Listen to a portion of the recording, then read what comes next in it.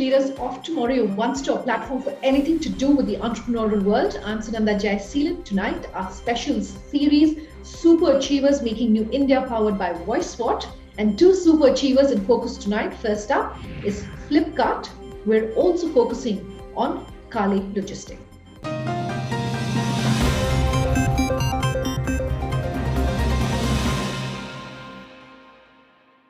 Our first super achiever tonight is Flipkart, a name that everyone is familiar with. I spoke to them about their journey, what makes them a super achiever, and their advice. For those of you who are watching this interview at home, take a listen. Flipkart is one of India's leading e-commerce marketplace with over 150 million products across 80 plus categories. Flipkart's advanced technology tools enable 60 million shipments per month across the country. With more than 100 state-of-the-art warehouses and sortation centers across the country, Flipkart has a loyal registered user base of over 400 million. Hemant, thanks so much for the time here on the show talking about super achievers. That's what our segment is called, and Flipkart definitely is one of India's best known examples when it comes to being a super achiever. So good having you here. Thanks, Ananda. Pleasure.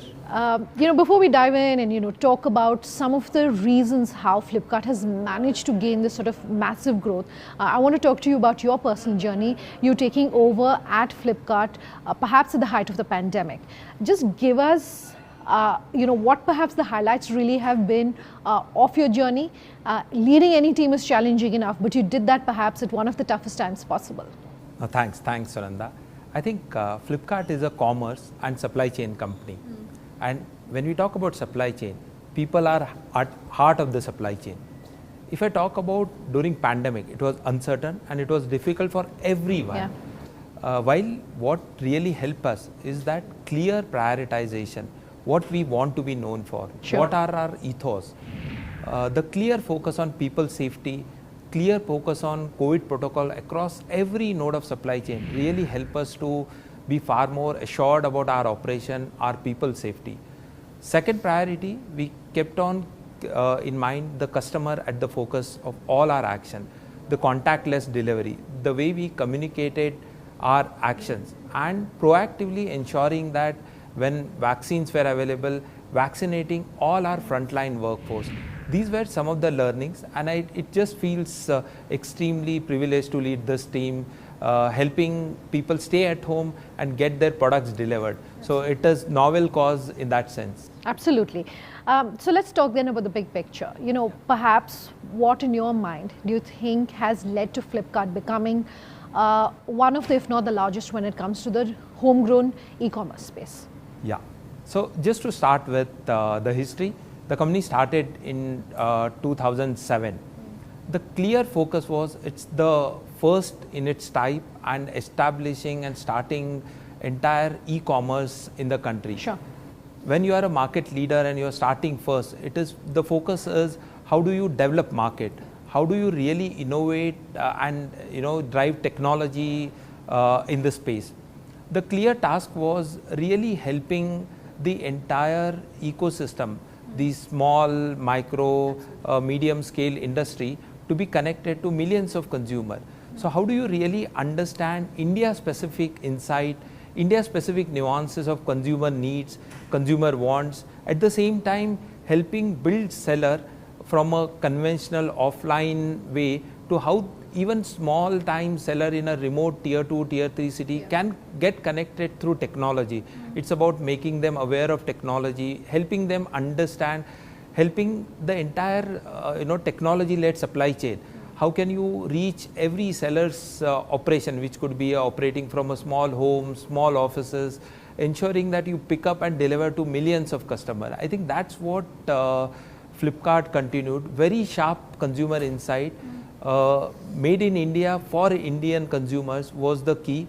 Innovation was at the heart of transforming this, and believe that you are helping millions of consumers connected to millions of sellers was the kind of differentiated proposition which help us to stay ahead on our journey. I also want to talk about the supply side of things, and that's something you look at, of course, very, very closely.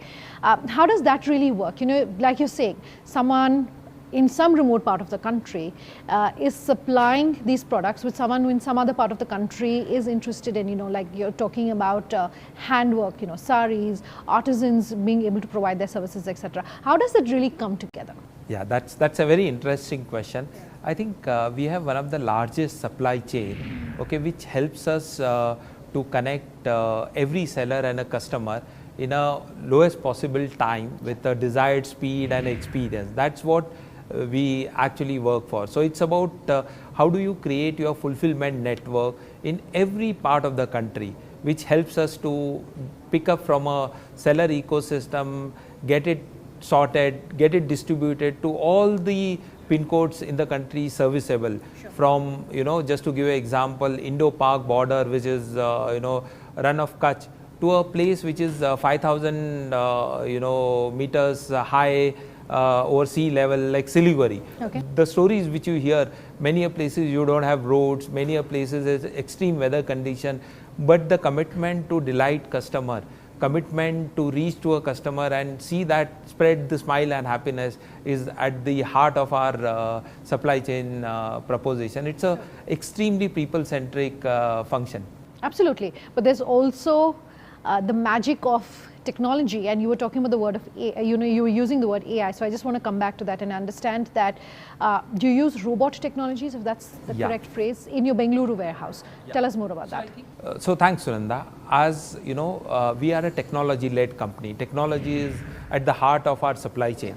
If I just talk about robotics, I think over the years, robotics technology has been far more scalable, far more industrial solutions.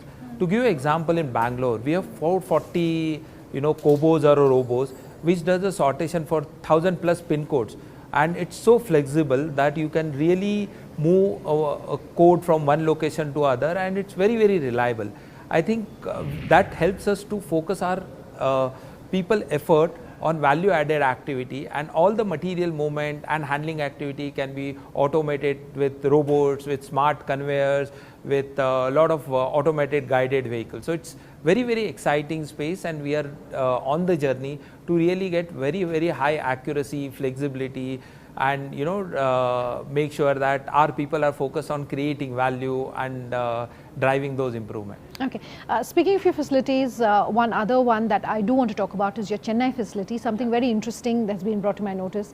I understand you are largely staffed by women in that facility.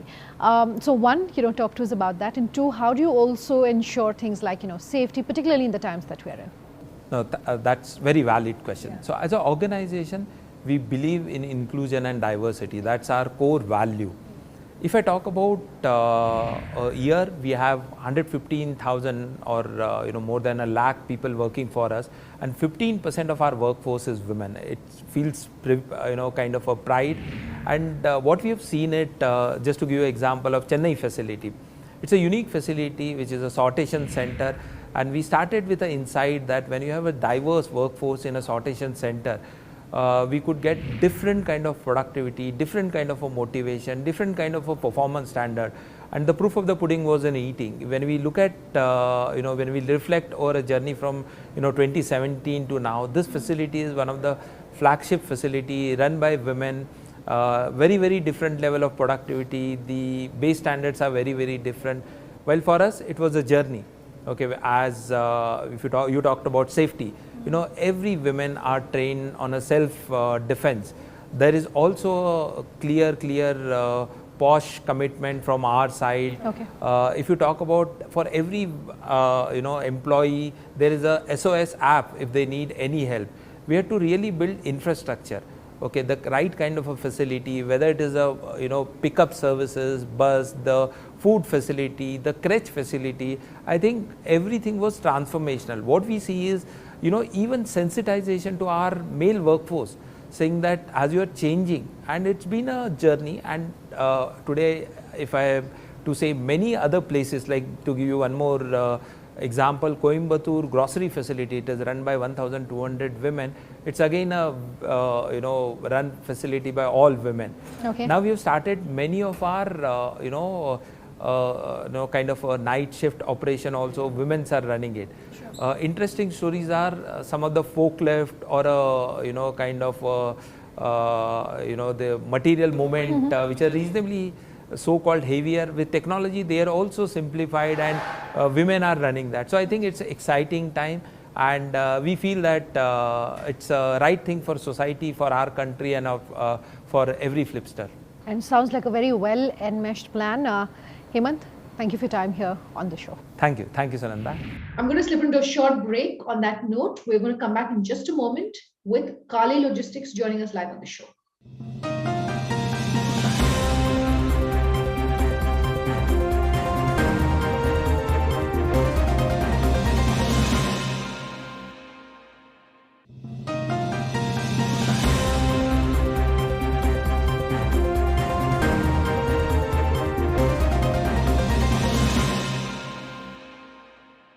Welcome back. With us here on Super Achievers Making New India, powered by VoiceSwat. Tonight, our second Super Achiever is Kale Logistics.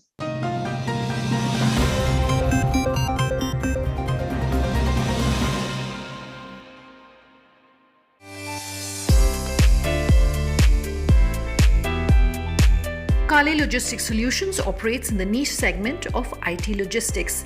It has played a very pivotal role in reviving the logistics industry with cutting-edge technology, paperless trade, and digitization that have helped businesses redefine the way they functioned during the pandemic. Three spokespeople from Kale Logistics joining us here on the show. Let me quickly introduce them. Amar More, co-founder and CEO of Kale Logistics. Vineet Malhotra, co-founder and director, and Rajesh Panicker, co-founder and director of the company, joining us here on the show. Gentlemen, thank you so much for your time. Let's kick off tonight's interview with you, Amar. Your valuation in the last couple of years has grown multifold. Just run us through what that process has been and how, starting where you did to what the company is today, how that journey has been. Yeah, thank you. Thank you, Sunanda, for this question. In fact, it all started about a decade back. We have a very strong legacy from a very successful company called Kale Consultants, and after that, we saw that this logistics industry is the last dark continent for technology.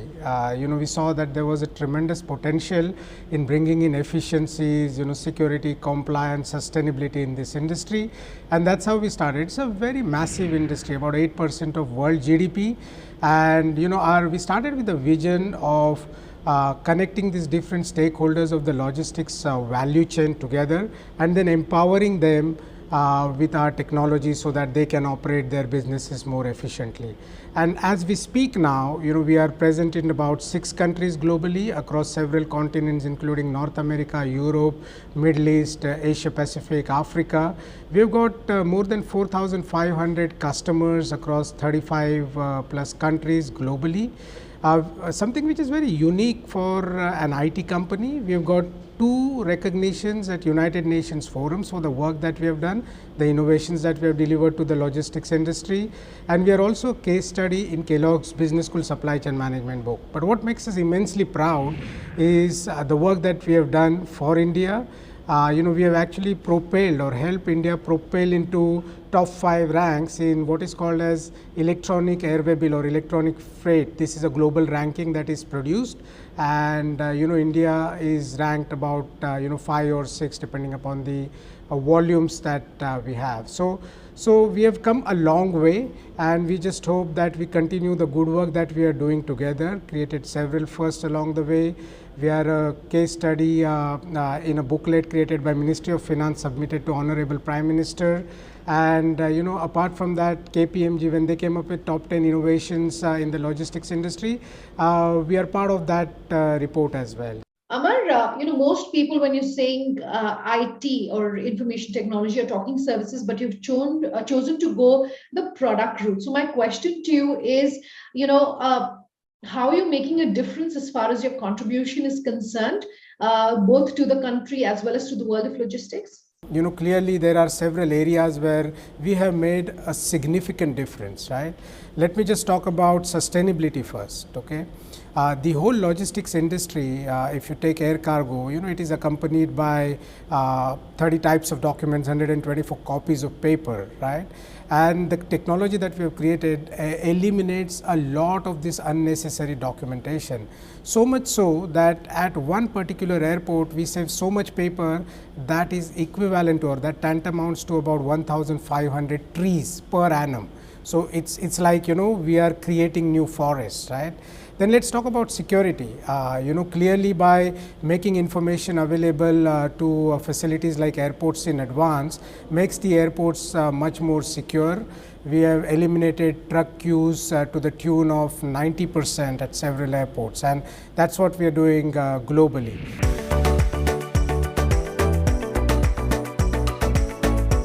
With 90% of India's cargo running on Kale's systems and 90 airports and ports globally operating from Kale's cargo community systems, it commands global leadership. Vineet, this question is to you. Could you talk to us about some of the pioneering work that you've done, the projects that you've done? What would you like to tell us? So I think this is a very interesting question here. If you look at our tagline, which essentially talks of technology driven by transformation, and transformation which is enabled by technology. And we work with over 4,500 customers, and many of them are in Fortune 500. And what we've been able to do is quite a bit of pioneering work, trailblazing work in terms of the space that we work in, which is the trade facilitation space. So if I was to enumerate a few, if you look at in India, for the last 7-8 years, that we have actually, built, implemented, rolled out India's first multimodal cargo community platform. Okay. Now this same concept, which we have taken worldwide, and we're proud to have implemented the first in North America, an airport community system in North America.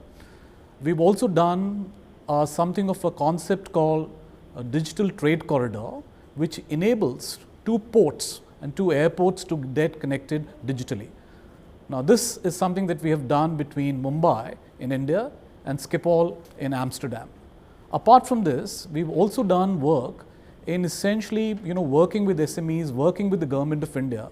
And one of the things that comes to my mind is this whole concept of IGST refund for exporters, which used to be about 90 odd days, and we've brought it down to about 3 to 5 days in the port of Tuticorin in India. Okay. What we are also enabling is the world's first multimodal e-marketplace, connecting the logistics providers with logistics consumers. We're also doing in Asia Pacific, we've already implemented the first e-delivery order for maritime consumers, maritime logistics providers and the ecosystem. Sure. And you would see as we go along, several of these pioneering work to be obviously driven by technology from Kale's side. The pandemic has impacted everyone, including businesses. How, though, has Kale Logistics perhaps used this to turn it into an opportunity of sorts? What can you tell us on that? Because of the pandemic, and it was in the offing, the rate of adoption of technology, what used to be about 5 to 7 years, has all shrunk. And that's what we are seeing in the marketplace. Now, very specifically coming to in terms of what we've been able to do, I think we can attribute it to about 3 reasons.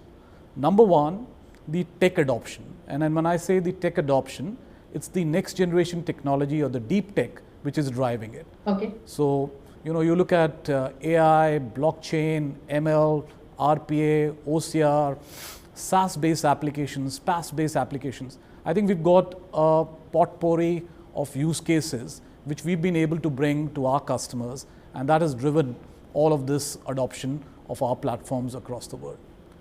The second, and I think we've innovated very hard on this, is around business model. So traditional business models of looking at capex-heavy elements of customer buying products has all given up to a new order, which is essentially around pay as you use, and which enables smaller customers to rapidly come onto the platform and get the benefits. Sure. The third, and I think the most significant part of the overall strategy that we've been having, is to look at an all-inclusive element of adoption of these technologies by the market.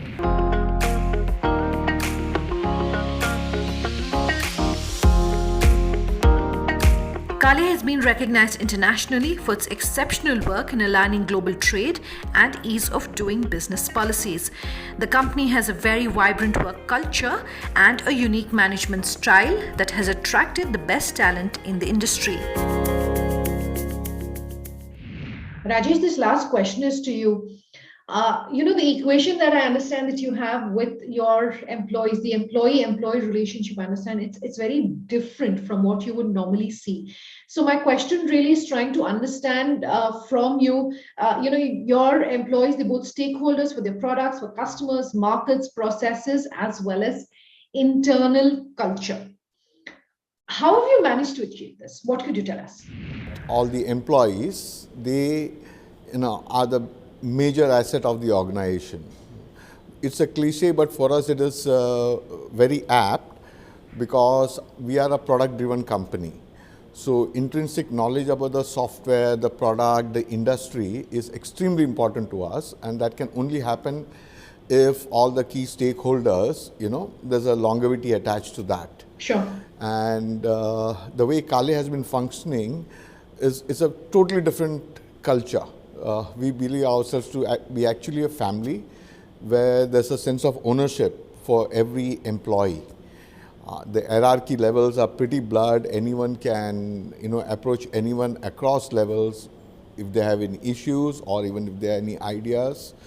And I myself have spent nearly 30 years now with this group, and most of my colleagues here have been with us since inception, and quite a few of them have been with us in some way or the other much before that as well. We are industry leaders in the organization, so that gives our team access to what are the latest business needs, as well as what is the latest in technology, so that we use all of them in our solutions in one way or the other.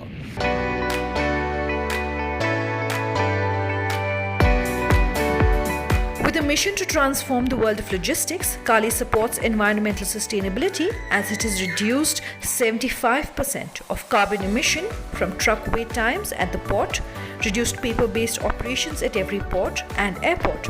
Kale is making tech affordable and accessible in the supply chain. All right, gentlemen, thank you for your time here on the show. Completely out of time on tonight's episode. If you have any feedback for us, do let us know. Our contact details are on the screens as we speak. Thanks for watching. Have a good night.